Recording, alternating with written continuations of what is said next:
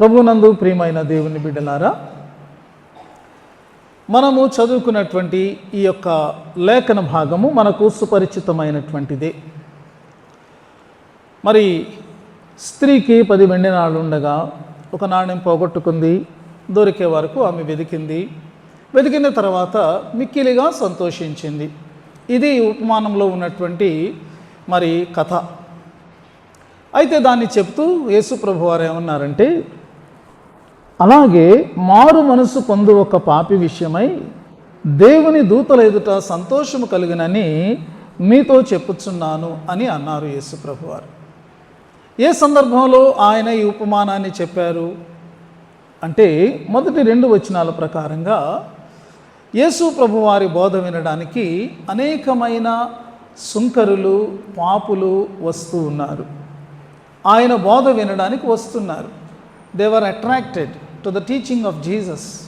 కాబట్టి వారు తమ యొక్క మరి వ్యాపారాన్ని కానీ, తమ ఉద్యోగాన్ని కానీ, తమ ఇతర పనులను వారు పక్కన పెట్టి స్వచ్ఛందంగా, ఇష్టపూర్వకంగా ఆకర్షించబడిన వారి ఆసక్తితో ఆయన సన్నిధానంలోనికి వారు వస్తూ ఉన్నారు. అలాంటి సమయంలో కొంతమంది పరిసయ్యులు, అలాగే శాస్త్రులు వారు ప్రభువును చూచి వారు కామెంట్ చేయడం మొదలుపెట్టారు, సనగడం మొదలుపెట్టారు. ఏంటి, ఈయన ఇలాంటి వారితో భోజనం చేస్తున్నాడు, సహవాసం చేస్తున్నాడు, వీరి మధ్యలో ఆయన ఉంటున్నాడని వారు సనగడం మొదలుపెట్టారు. యేసు ప్రభు వారు ఆ పరిసయ్యులకు, శాస్త్రులకు ఆన్సర్ ఇస్తున్నట్టుగాను, అలాగే తన వద్దకు తన బోధ వినడానికి వచ్చేటటువంటి వారికి బోధగా ఉండునట్లును ఈ అధ్యాయంలో 3 ఉపమానాలు చెప్పారు. This is also is a chapter of parables. అద్భుతమైనటువంటి 3 ఉపమానాలు ఉన్నాయి. మొదటిది తప్పిపోయినటువంటి గొర్రె, రెండవది పోయిన నాణ్యము, మూడవది తప్పిపోయిన కుమారుడు. 3 ఉపమానాల యొక్క సారాంశం ఏంటంటే, తప్పిపోయాయి, లేకపోతే తప్పిపోయారు కానీ దొరికారు. కాబట్టి ఈ యొక్క కథ సుఖాంతం అయిందన్నమాట. అది ఈ యొక్క ఉపమానాల్లో ఉన్నటువంటి అర్థం. 3 అదే సత్యాన్ని మనకు బోధిస్తూ ఉన్నాయి. ప్రియమైనటువంటి వారులారా, రెండవ ఈ ఉపమానం మీద నేను కాన్సన్ట్రేట్ చేయాలని అనుకుంటున్నాను. మనం చదువుకున్నటువంటి వాక్య భాగంలో ఉన్నటువంటిది. ఇక్కడ మనము గమనించినప్పుడు ఆమె దగ్గర 10 వెండి నాణాలు ఉన్నాయి, పోయింది 1 నాణ్యం మాత్రమే, ఇంకా 9 ఆమె దగ్గర ఉన్నాయి. అయితే ఆమె ఎంత డిస్టర్బ్ అయ్యింది అంటే, ఆ నాణ్యం పోయినప్పుడు ఆమెకు మనశ్శాంతి పోయింది. కాబట్టి ఆమె ఆ నాణ్యము వెతకడం మొదలుపెట్టింది. మనకు కొన్ని ప్రశ్నలు ఎదురవుతాయి. పోయింది ఒకే నాణ్యం కదా, ఇంకా 9 నాణ్యాలు ఉన్నాయి కదా, మరి ఆ ఒక్క పోయిన నాణ్యము దొరికే వరకు జాగ్రత్తగా వెతకాలా? అది ఒక దీపం వెలిగించి ఇల్లంతా ఊడ్చి మరి వెతకాలా? సరే, చివరికి ఎలాగో దొరికింది. దొరికిన తర్వాత మామూలుగా అమ్మాయి దొరికిందని అనుకుని ఉండొచ్చు. కానీ ఆమె బయటకు వచ్చి తన చెలికత్తెలు పిలిచింది, తన ఇరుగు పొరుగు వారిని పిలిచింది, నాకు నాణ్యం దొరికింది అని ఎంతో ఆనందంతో చెప్పి, మీరు కూడా నాతో ఆనందించండి అని ఆమె ఆహ్వానించింది. ఎందుకు ఇంత ఇలా? ఈ ఉపమానాన్ని చెప్పినప్పుడు నాడు వినినటువంటి వారికి అది చక్కగా అర్థమైంది. అయితే ఈరోజు మనం దానిని అర్థం చేసుకోవాలి అన్నట్టయితే, యూదుల యొక్క సంస్కృతిని, సాంప్రదాయాన్ని మనము తెలుసుకోవలసినటువంటి వారంగా ఉన్నాం. యేసుక్రీస్తు ప్రభువుకు జస్ట్ ముందు కొద్ది కాలం వరకు కూడా యూదుల యొక్క వివాహ వ్యవస్థ ఎలా ఉండేది? యూదులకు కొన్ని రచనలు ఉన్నాయి. మరి యొక్క ధర్మశాస్త్రము, ప్రవక్తల గ్రంథాలు కాకుండా వారు మరి రాసుకున్నటువంటి కొన్ని గ్రంథాలు ఉన్నాయి. వారి యొక్క సాంప్రదాయాల గురించి కానీ, చరిత్ర గురించి కానీ, వారి నమ్మకాల గురించి కానీ. అలాంటి ఒక దాని పేరు ఏమిటంటే తాల్ముడ్. అవి యూదీయ రచనలు. దాని ప్రకారంగా యూదీయ వివాహ వ్యవస్థ గురించినటువంటి వివరాలు అందులో అందించబడ్డాయి.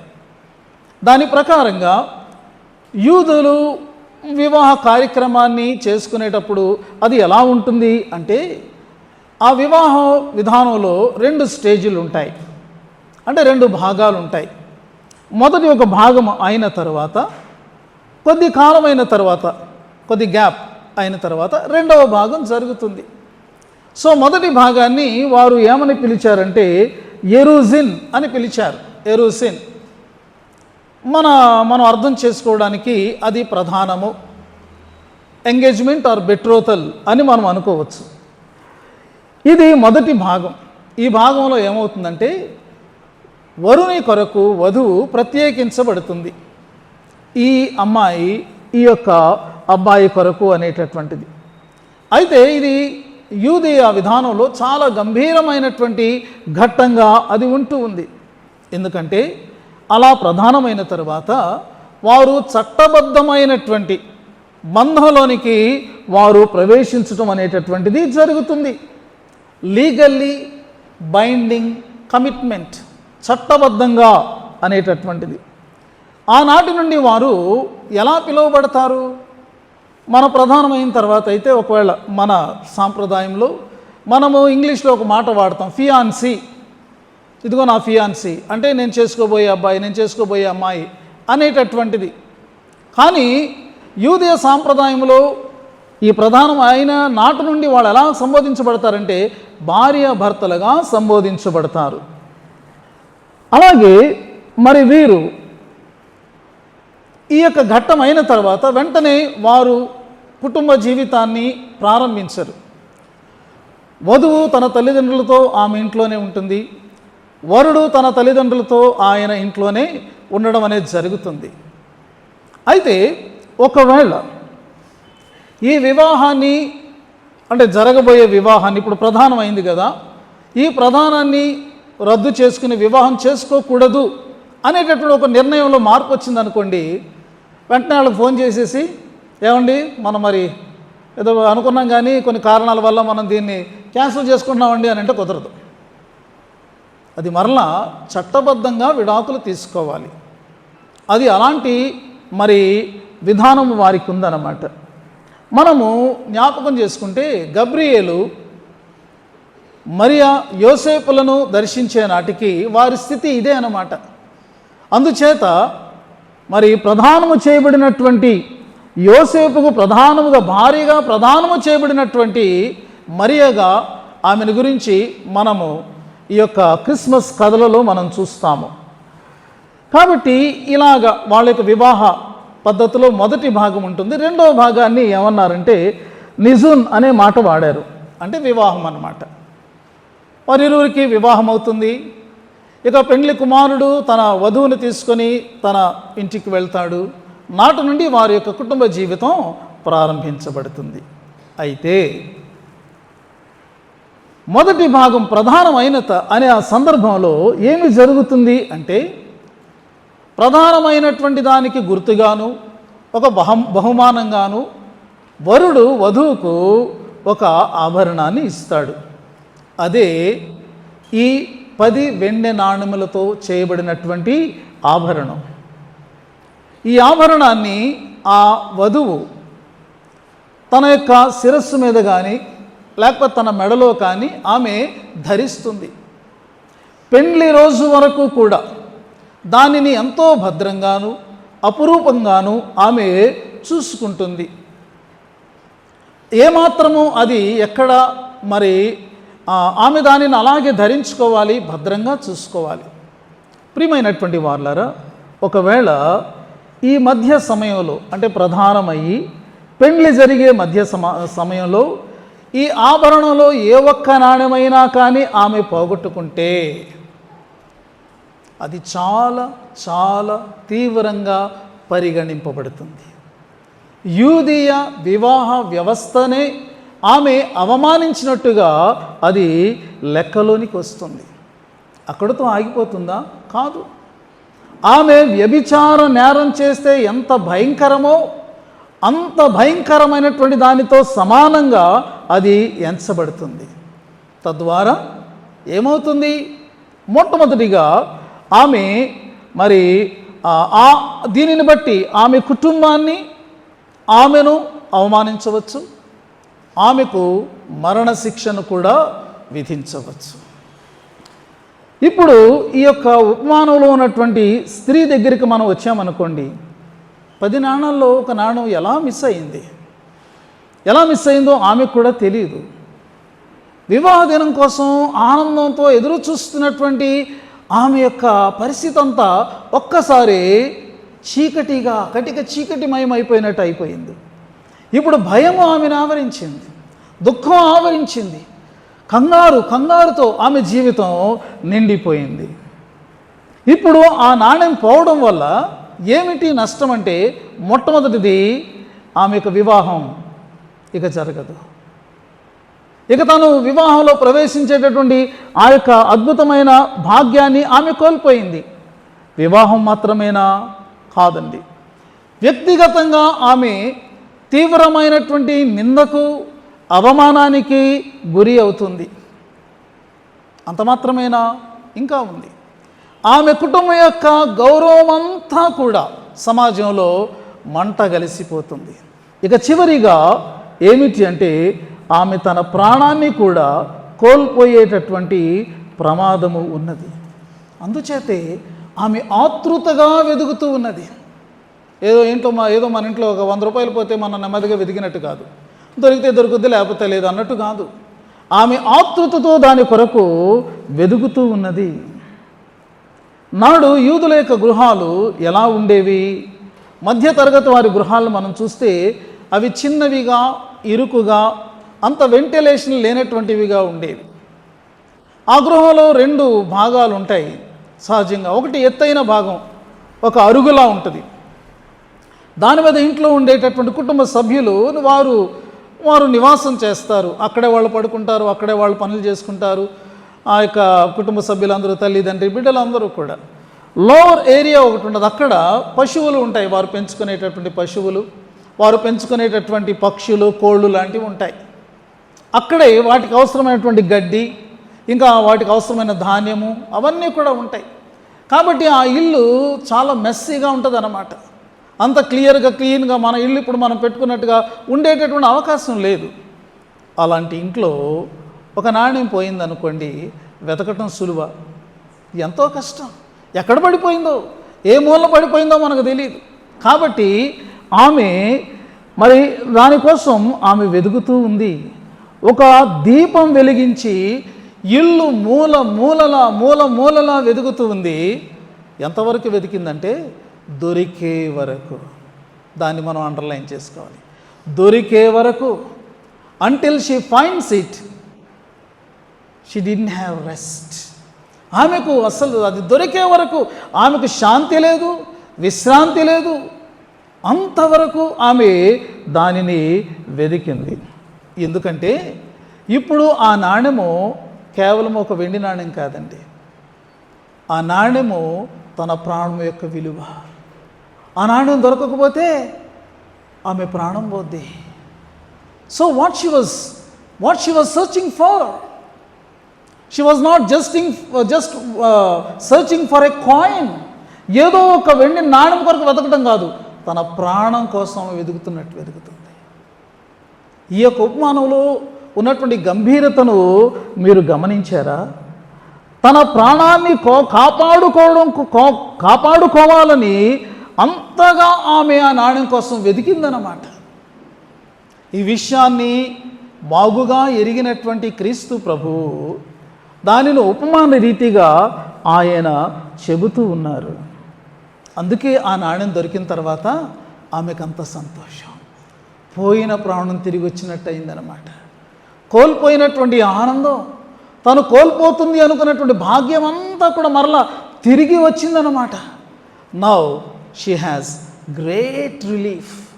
ఎంత ఇప్పుడు ఉపశమనం ఆమె కలిగిందో! ఇది దాచుకోగలిగినటువంటి ఆనందం కాదు. ఇది ఒకవేళ తన చుట్టుపక్కల వారు విన్నట్టయితే వారు కూడా, అయ్యో నీకు ఇలా జరిగిందా, అయ్యో నువ్వు ఎంత మంచిదానివి, నువ్వెంత నీతిమంతురాలివి, అయ్యో నీకు ఇలా జరిగిందా, ఇప్పుడు నీకు ఎన్ని కష్టాలు వస్తాయి, ఎన్ని నిందలు వస్తాయి అని అనుకునేటట్టు పరిస్థితులు ఉంటాయి. కాబట్టి ఆమె వచ్చి వారికి కూడా చెప్తుంది, ఇక మీరెవ్వరూ కూడా చింతించవసరం లేదు, నాకు నాణ్యం దొరికేసిందని సంతోషంతో ఆమె చెబుతూ ఉందన్నమాట. ప్రియమైనటువంటి వారలారా, ఒక స్త్రీ తన ప్రాణము కొరకు వెదికినట్టుగా తప్పిపోయినటువంటి మానవుణ్ణి, పాపం చేసిన మానవుణ్ణి యేసు వెదుగుతూ ఉన్నారన్నమాట. అలాంటి వ్యక్తి తనకు ప్రాణమైనట్టు యేసు వెతకటానికి వచ్చారు. అది ఈ ఉపమానంలో మరి మనము గమనించవలసినటువంటి సత్యం. యేసయ్య ఏమన్నారు? నేను నీతిమంతులను పిలువ రాలేదు, పాపులనే పిలువ వచ్చాను అని ఆయన చెప్పారు కదా. ఆ పడిపోయినటువంటి మనిషి తనకు ప్రాణమైనట్టు యేసు ప్రభువారు మరి ఆ వ్యక్తిని వెదుకుతున్నానని ఆయన తెలియచేశారు. ప్రియమైనటువంటి వారులారా, అందుకే ఆయన ఎవరితో ఉన్నారు? సుంకరులతో, పాపులతో ఉన్నారు. వాళ్ళు యేసయ్య దగ్గరికి ఎందుకు వచ్చారు? తాము దేవుని ఎదుట సరిపోము, దేవుని చేత అంగీకరించబడేటటువంటి స్థితి తమలో లేదు. తాము పాపము చేసిన వారము, దేవునికి వ్యతిరేకంగా జీవిస్తున్న వారము, దేవుని యొక్క కృపకు పాత్రత లేనటువంటి వారం అనేటటువంటి ఆ యొక్క బాధతో, దుఃఖంతో వాళ్ళు వస్తే ప్రభువారు, ఇదిగో వీరు నాకు నా ప్రాణంతో సమానం, వీరు నశించిపోతే నా ప్రాణం పోయినట్టే అన్నట్టుగా ప్రభువారు ఇక్కడ ఇస్తున్నటువంటి సందేశాన్ని మనం చూడాలి. ఆ నాణ్యం దానికి అది ఏ రీతిగానూ ఏమీ చేయలేదు కదా, కానీ ఆ స్త్రీయే దానిని వెతికింది. అలాగునని మనమింకనూ పాపులమై ఉండగానే, మనమింకనూ బలహీనులమై ఉండగానే, మనమింకనూ భక్తిహీనులమై ఉండగానే, మనమింకనూ శత్రువులమై ఉండగానే ఇంకను క్రీస్తు యుక్త కాలమున మన కొరకు మరణించాడు. ప్రియమైనటువంటి వారులారా, ఇది మరి ఎంత గొప్ప సంగతి. ఈ యొక్క ఉపమానంలో ఉన్నటువంటి స్త్రీ తన ప్రాణాన్ని రక్షించుకోవడం కోసం నాణ్యాన్ని వెతికింది. కానీ క్రీస్తు ప్రభు నశించిన దానిని వెతికి రక్షించడానికి తన ప్రాణాన్ని ఆయన పెట్టాడు. That is the greatest difference. ఆమె తన అవమానాన్ని మరి పొందకుండా ఉండాలి, ఆ అవమానానికి గురి కాకూడదు అని ఆమె ఆ నాణ్యాన్ని వెతికింది. కానీ నశించిన దానిని వెతికి రక్షించటానికి, మనలను వెతికి రక్షించటానికి ఆయన అవమానమును స్వీకరించాడు, భరించాడు, సహించాడు. ప్రియమైనటువంటి వారలారా, అందుచేత ఆయన తన ఎదుట ఉంచబడిన ఆనందము కొరకై అవమానమును నిర్లక్ష్యపెట్టి సిలువను సహించెను అని వ్రాయబడి ఉంది. అవమానం వస్తుందా?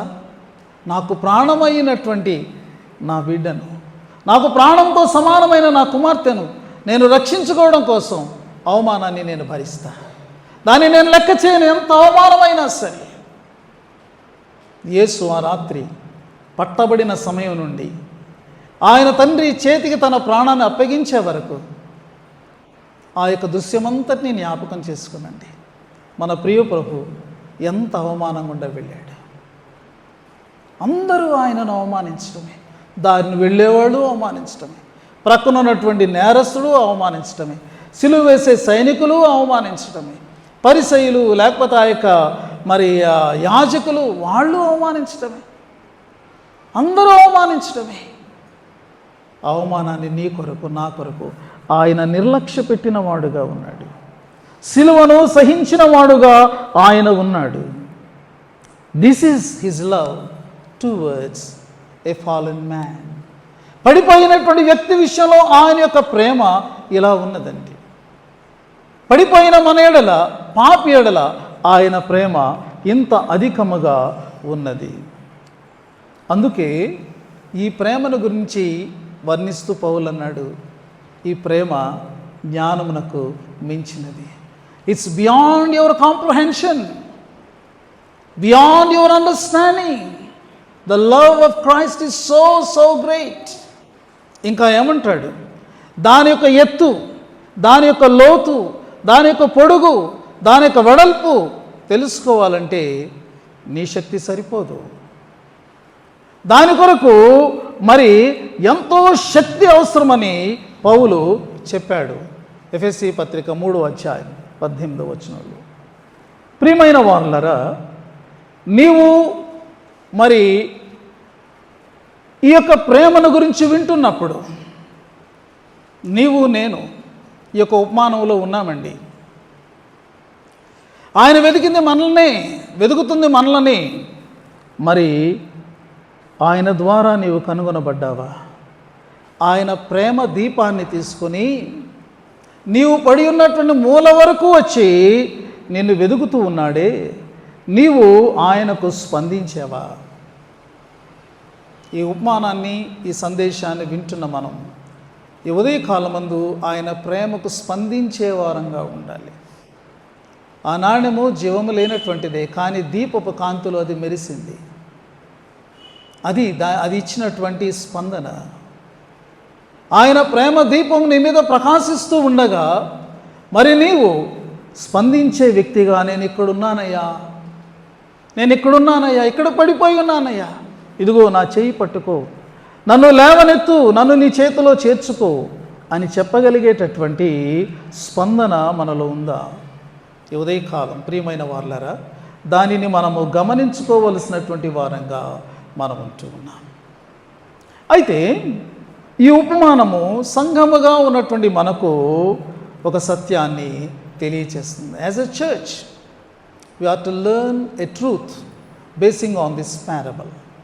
దాని కొరకైనటువంటి వచనాన్ని మనము కొరింథీ పత్రికలో మనం చూద్దాము.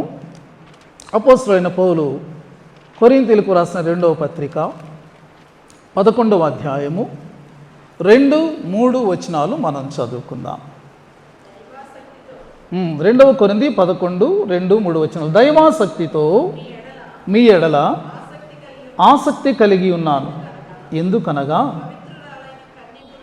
పవిత్రురాలైన కన్యకనుగా ఒక్కడే పురుషునికి అనగా క్రీస్తుకు సమర్పింపవలనని మిమ్మల్ని ప్రధానము చేసి తిని గాని సర్పము తన కుయుక్తి చేత హవ్వను మోసపరిచినట్లు మీ మనస్సులను చెరపబడి క్రీస్తు ఎడలనున్న సరళత నుండి పవిత్రత నుండి ఎట్లయినను తొలగిపోనేమో అని భయపడుచున్నాను. ఈ వచనాల్లో మనము నేర్చుకున్నటువంటి సత్యం ఏంటంటే, ఇక్కడ పౌలు కొరింథీ సంఘంతో మాట్లాడుతున్నప్పుడు సంఘమును ఆయన ఎలా చెప్తున్నాడంటే, సంఘము పవిత్రురాలైనటువంటి కన్య. అంత మాత్రమే కాదు, ఈ సంఘము క్రీస్తు అను ఒక్క పురుషునికి ప్రధానము చేయబడినటువంటి వధువు అని ఆయన అంటూ ఉన్నాడు. Church is the bride. సంఘము ఒక వధువు లాంటిది. It is the bride of Christ. క్రీస్తుకు వధువుగా ప్రత్యేకించబడినటువంటిది. ఈ వధువు ప్రధానము చేయబడింది కదా. ఇప్పుడు ఆమె దేని కొరకు ఎదురు చూస్తుందంటే, ఆ యొక్క ఆనందకరమైనటువంటి వివాహ దినము కొరకు ఆమె వేచి ఉంది, ఆతురపడుతూ ఉన్నది. ఆ దినము ఎప్పుడెప్పుడు వస్తుందా అని ఆమె ఆశిస్తూ ఉన్నది. ఒక ఆలయంలో ఒక వివాహం జరుగుతుంది అనుకోండి, అందరి దృష్టి ఎవరి మీద ఉంటుంది? వివాహం స్టార్ట్ అవుతూ ఉంటే ఇదిగో ఆ ప్రధాన ద్వారం దగ్గర పెండ్లి కుమార్తె చక్కగా వేలు ధరించి చక్కగా అలంకరించబడినదై చేతిలో ఒక బొకే పట్టుకుని ఆమె లోపలికి రావడం ప్రారంభిస్తే పెళ్ళికి వచ్చిన వాళ్ళందరూ కూడా ముందుకు చూడరు పెళ్ళి కొడుకు ఎలా ఉన్నాడని కదండి. మన ఫేసింగ్ ఇటే ఉంటుంది, మీ ఫేసింగ్ అంతా ఇటే ఉంటుంది మామూలుగా. కానీ అసలు మొత్తం అందరూ వెనక్కి తిరుగుతారు. ఎందుకని? ఈ యొక్క వధువు ఎలా ఉంది చూద్దాం, ఆమె అందచందాలని చూద్దాం అనేటటువంటి ఒక ఆశతోటి అందరూ కూడా వధువునే చూస్తుంటారు. ఆమె ఒకవేళ సౌందర్య రాశి అయితే అందరూ మనసులో అనుకుంటారు, పెళ్ళి కొడుకు ఎంత అదృష్టవంతుడు అని అనుకుంటారు. కాబట్టి ప్రతి ఒక్కరి యొక్క దృష్టి కూడా ఆ యొక్క పెండ్లి కుమార్తె మీదే ఉంటుంది. ప్రియమైన వారలారా, ఒక వధువు ఉన్నది, ఆమె అందముతో ఎవ్వరూ కూడా సాటి రారు. ఆ వధువు గురించినటువంటి వర్ణన మీరు వినండి. సంధ్యారాగము చూపట్టుచు చంద్రబింబం అంత అందము గలదై, సూర్యుని అంత స్వచ్ఛమును కళలును గలదై, వ్యూహిత సైన్య సమభీకర రూపిణియగు ఈమె ఎవరు? పరమగీతంలో 6వ అధ్యాయం 10వ వచనంలో ఈ ప్రశ్న వేయబడింది. ఎంత చక్కని వర్ణన ఉంది. నేను దీనిని వివరించను, మీరే వివరించుకోండి తర్వాత. అయితే దీనిని ధ్యానించినటువంటి భక్తులందరూ కూడా ఈమె ఎవరు అనే ప్రశ్నకు వారు ఏమంటున్నారంటే, ఈమె క్రీస్తు సంఘమైనటువంటి వధువు, ద బ్రైడ్ ఆఫ్ క్రైస్ట్. ప్రియమైన వారలారా, church is the most beautiful braid. సంఘము అంతటి సౌందర్యమైనటువంటి వధువు ఈ లోకంలో ఎప్పుడూ ఎక్కడా లేదు. She is just unique. ఆమెకు ఆమెయే సాటి. ఎందుకు ఇలాగా అని మనం ఆలోచన చేస్తే, ఈమెకు ఇంత సౌందర్యము ఎక్కడి నుండి వచ్చింది, ఇంత ఘనత ఆమెకు ఎక్కడి నుంచి వచ్చిందంటే ఆమె వరుణ్ణి బట్టి. ఆమె వరుడు ప్రాణము పెట్టినంతగా ఆమెను ప్రేమించాడు. ఆమె కొరకు తన రక్తాన్ని కార్చి ఆమెను ఆయన పరిశుద్ధపరిచాడు. ఆమెను ఎలా ఆయన కోరుకుంటున్నాడంటే, ఆమె నిర్దోషమైనదిగా, అంటే పర్ఫెక్ట్గా, ఫిట్టింగ్గా, రెండవది మహిమ కలిగినటువంటిదిగా, గ్లోరియస్గా తన ప్రక్కన నిలబడాలని ఆయన కోరుకుంటున్నాడు. The glorious braid, the perfect and fitting braid for the bride groom. అలా ఉండాలని ఆయన కోరుకుంటూ ఆయన ఏం చేస్తున్నాడో తెలుసా? ఆమెలో కళంకమైనను ముడత అయినను అట్టిది మరి ఏదైనాను లేకుండా ఉండనట్లు వాక్యమనే ఉదకాన్ని ఆమెకు అందుబాటులోకి తీసుకుని వచ్చాడు. ప్రియమైనటువంటి వారలారా, వాక్యం అనేటటువంటి ఉదకముతో ఆమె ఎప్పటికప్పుడు తన్ను తాను ఆమె శుద్ధి చేసుకుంటూ ఉండాలి. ఎప్పుడూ స్నానం చేస్తూ ఉండాలి. ఈ వాక్యం అనేటటువంటి ఉదకం ఉంది చూసారా, అంటే నీరు ఉంది చూసారా, దీని యొక్క శక్తి ఏంటంటే అది కేవలము శరీరాన్ని పరిశుభ్రం చేసేటటువంటి నీటి వంటిది మాత్రమే కాదు. It has more power. ఆ శక్తి ఏంటి, ఆ ప్రభావం ఏంటంటే ఏ కళంకం ఉన్నా సరే వాక్యం అనేటటువంటిది ఆ కళంకం అంతటినీ కూడా తొలగించేస్తుంది అన్నమాట. ఏ ముడత పడినా శరీరం మీద ఎక్కడ ఏ ముడతలు పడినట్టు ఉన్నా ఇదిగో ఇక్కడ ఇక వాక్యపు శక్తి ఉంది చూసారా, ప్రభావం చూసారా, ఆ ముడతలన్నిటినీ కూడా అది తొలగించేస్తుంది అన్నమాట. అంత శక్తి కలిగినటువంటిదిగా, అలాంటి దానినిగా ఆయన ఇదిగో ఈ వధువుకి ఇచ్చాడు. దీనితో ఎప్పటికప్పుడు నీవు ఆరోగ్యంగా, శుద్ధిగా, శుభ్రంగా ఉంటూ నీ యొక్క సౌందర్యాన్ని నువ్వు ఇంకా పెంపొందించుకోవాలి. వాక్యంతో కడుగుపడుతున్నప్పుడల్లా కూడా సంఘం యొక్క మరి ఈ వధువు యొక్క అందము ద్విగుణీకృతమవుతూ ఉందన్నమాట. మనము శారీరకంగా ఈ లోకంలో పెరుగుతూ ఉన్నప్పుడు ఎన్ని సౌందర్య సాధనాలు వాడినప్పటికీ కూడా మన యొక్క రూపంలో ఖచ్చితంగా మార్పు అనేది వచ్చేస్తుంది. అంతకుముందు ఉన్నంతటి శక్తి కానీ, అందము కానీ, లేకపోతే ఆ యొక్క సొగసు కానీ ఉండదు. వేరేస్ ఈ యొక్క సంఘము అనేటటువంటి వధువు యొక్క సౌందర్యము ఈ యొక్క వాక్య ప్రభావం వలన అది ద్విగుణీకృతమవుతూ పెరుగుతూనే ఉంటుందన్నమాట. ఇంకా ఈ వరుడు ఆమెకు ఏమిచ్చాడు అంటే, ఆమె ధరించుకున్నట్టుకు వస్త్రాలను ఇచ్చాడట. ఆ వస్త్రాలు ఏమిటి అంటే ప్రకాశమానములను నిర్మలములునైన సన్నపు నార వస్త్రములు అని వ్రాయబడి ఉంది. ప్రకాశములు అంటే ఆ వస్త్రాలు ప్రకాశిస్తాయి అన్నమాట. బ్రైట్గా ఉండే బట్టలను ఎక్కడైనా మీరు చూసారా? ఏమండి, చాలా తక్కువ, అలా మనకు కనపడదు. కానీ ఇవి ప్రకాశించేటటువంటి వస్త్రాలు అంట. They are so bright. రెండవది ఏంటంటే అవి నిర్మలములైనటువంటివట. అవి నేయబడినప్పుడు ఎక్కడా కూడా నేతలో ఎక్కడా ఏ లోపము లేదనమాట. They are flawless, they are pure. మూడవది ఏంటంటే అవి సన్నపు నార వస్త్రములు, అంటే చాలా కాస్ట్లీ, చాలా విలువైనటువంటి వస్త్రాలు. వాటిని ఆ వరుడు వధువుకు ఆయన ఇస్తూ ఉన్నాడు. అందుకే ఇంత సౌందర్యం. అయితే ఈ వస్త్రాల గురించి ఏం వ్రాయబడి ఉందంటే అవి పరిశుద్ధుల నీతి క్రియలోని వ్రాయబడి ఉంది. అక్కడ వధువు అంటున్నారు, ఇక్కడ పరిశుద్ధులు అంటున్నారు. ఏంటి అని మీరు కన్ఫ్యూజ్ అవ్వద్దు. వధువు అంటే సంఘం, సంఘంలో ఉండేటటువంటి వారు అందరూ ఎవరండి? పరిశుద్ధులే కదా. కాబట్టి వీరు పరిశుద్ధమైన జీవితంతో చేసే దేవుని కార్యములున్నాయి చూసారా, అవి నీతి క్రియలు. అవి వస్త్రముల వలె వారికి ఎంతో చక్కని అలంకరణను అవి ఇస్తాయి.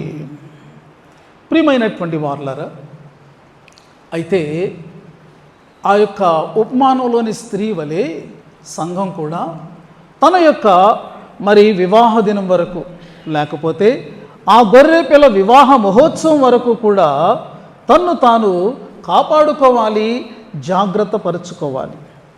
ఎందుకు ఇలా రిలాక్స్డ్గా ఉండడానికి వీల్లేదా? ఫ్రీగా ఉండడానికి వీల్లేదా అంటే వీల్లేదు. కారణం ఏమిటి?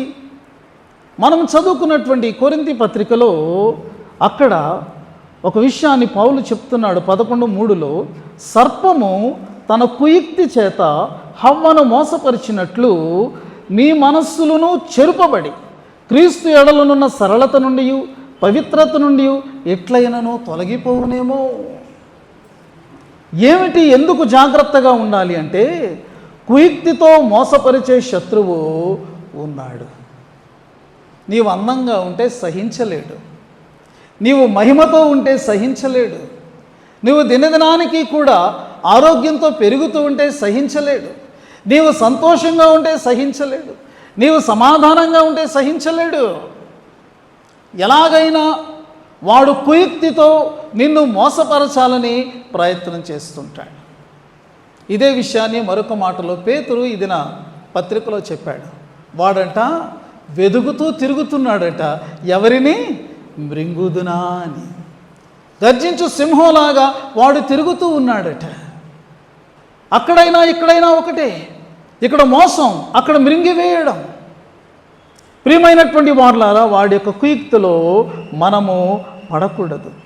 వాడి యొక్క కుతంత్రం అంతా కూడా నీవు నీ యొక్క వరుడైనటువంటి క్రీస్తును చేరకుండా నిన్ను పాడు చేయడమే. దాని కొరకు వాడు దేని మీద తన అస్త్రాలను ప్రయోగిస్తాడో తెలుసా? నీ మనస్సు మీద. నీ మనస్సు చెరుపబడితే, అది చెరచబడితే నీ క్యారెక్టర్ నీ కోల్పోయినట్టే. ఒక వ్యక్తి చెరచబడితే ఏంటి? ఇక ఆ వ్యక్తి తన శీలాన్ని పోగొట్టుకున్నట్టే కదా. అలాగే ఒక విశ్వాస యొక్క మనస్సు మీద ఈ యొక్క అపవాది అతడు తన యొక్క అస్త్రాలు ప్రయోగిస్తాడు. ఎలాగైనా దాన్ని చెరచాలని, ఈ ఆధ్యాత్మికమైనటువంటి శీలాన్ని పాడు చేయాలని వాడు ప్రయత్నం చేస్తూ ఉంటాడు. అందుచేత every Christian must be alert. అందుకనే నీవు నేను ఎప్పుడూ కూడా జాగ్రత్తగా ఉండాలి. సాతానుడు ఎప్పుడూ రెస్ట్ తీసుకోడు. 24/7 వర్క్ చేస్తూనే ఉంటాడు నీకు వ్యతిరేకంగా. నీవు కూడా 24/7 నీవు అలర్ట్గా ఉండాల్సినటువంటి వ్యక్తివిగా నీవు ఉంటూనే ఉన్నావు. దేనిని కోల్పోతాం? ఒకవేళ దేనిని మనలో లేకుండా చేయాలని వాడు ప్రయత్నం చేస్తాడు అంటే 2 మాటలు వాడబడ్డాయి. ఒకటి ఏంటంటే సరళత, రెండవది పవిత్రత. ఈ రెండు కూడా ఈ యొక్క బాంధవ్యంలో చాలా ప్రాముఖ్యమైనటువంటి అంశాలు. వధువు వరుని యొక్క ఈ బంధంలో చాలా ప్రాముఖ్యమైనది ఏంటంటే సరళత మరియు పవిత్రత. సరళత అంటే చాలా సింపుల్ అనేటటువంటి అర్థం ఇస్తుంది. Simply she trusted him. చాలా సరళంగా ఆమె ఎటువంటి ఒత్తిడి లేకుండా తన వధువును ఆమె విశ్వసించింది అనే భావం. అయితే ఇంకా దీనిని మనము కొద్దిగా అర్థం చేసుకోవాలని అనుకుంటే ఆమె తన వరుని విషయంలో నిజాయితీగా ఉందన్నమాట. ఆమె తన వరుని విషయంలో యథార్థంగా ఉందన్నమాట. అతనికి తెలియనటువంటి సీక్రెట్ లైఫ్ ఆమెలో లేదు. అతనికి మరి ఏమాత్రము ఇబ్బంది కలిగించేవి, అతను మరి ఇష్టపడినటువంటి ఆలోచనలు కానీ, మనసు కానీ, కోరికలు కానీ ఆమెలో లేవన్నమాట. ఆమె యథార్థంగా ఉంది. ఆమె తనకు వరునికి కట్టుబడి ఉంది. అది సరళత అంటే కొంత లోతైనటువంటి భావం. రెండవది పవిత్రత, ప్యూరిటీ. ఆమె తన యొక్క వ్యక్తిత్వం అంతటినీ, తన ప్రవర్తన అంతటినీ కూడా పవిత్రంగా ఉంచుకుంటుంది అన్నమాట. కొన్నిసార్లు మనం కొంతమంది గురించి మాట్లాడినప్పుడు నిప్పు లాంటి వ్యక్తి అని అంటాం. అంటే ఆక్షేపించడానికి వారు అసలు అవకాశం ఇవ్వరు అన్నమాట. అంత కరెక్ట్గా, అంత ఖచ్చితంగా వాళ్ళు జీవిస్తారన్నమాట. సంఘం క్రీస్తు విషయంలో అలా ఉండాలి. ప్రదానము చేయబడినటువంటి కన్యగా సంఘమా విశ్వాసులారా, వీటిని మనము ఏమాత్రము కూడా పోగొట్టుకోకూడదు. ఒకవేళ మనం వీటిని పోగొట్టుకుంటే, ఆ నాణ్యాన్ని పోగొట్టుకున్నటువంటి స్త్రీ పరిస్థితి ఏమైంది? అవమానం కలుగుద్దనే భయం, శిక్ష కలుగుద్దనేటటువంటి భయంతో ఆమె నిండిపోయినట్లు మనము చూస్తున్నాం. ఈ ఉదయకాలం మనం ఒకసారి మన వ్యక్తిగత జీవితాలను పరీక్షించుకోవాలి. సరళత, పవిత్రత కలిగినటువంటి స్థితిలో మనము కొనసాగుతున్నామా? లేక మన అజాగ్రత్త వల్ల, మన నిర్లక్ష్యం వల్ల, మన ప్రభువును మనం ఏదో తేలిగ్గా తీసుకోవడం వల్ల వాటిని కోల్పోయినటువంటి వారంగా మనం ఉంటున్నామా? ఈ ఉదయకాలం తిరిగి వాటిని సంపాదించుకోవాలి. వాటి కొరకై మనం ప్రభు యొక్క దరికి మనం చేరాలి. ప్రియమైన వారలారా, ఈ ఉదయకాలం మనము ప్రభు యొక్క బల్ల దగ్గరికి వెళ్తున్నాం. ఒక విశేషమైనటువంటి రీతిలో మన కొరకు ప్రాణం పెట్టినటువంటి మన ప్రియుని దగ్గరికి, మన ప్రభు దగ్గరికి మనం వెళ్తున్నాం. ఆయన ఇంకా కరుణామయుడై ఉన్నాడు. మనల్ని పవిత్రపరచాలని, మన సరళతను స్థిరపరచాలని ఆయన కోరుకుంటున్నాడు. కాబట్టి ఉదయకాలము ఈ ఆలోచనతో, ఈ పరీక్షతో మనం ప్రభు సన్నిధానానికి చేరదాం. పరిశుద్ధాత్మ అలాంటి కృపను మనందరికీ మెండుగా అనుగ్రహించునుగాక. ఆమేన్.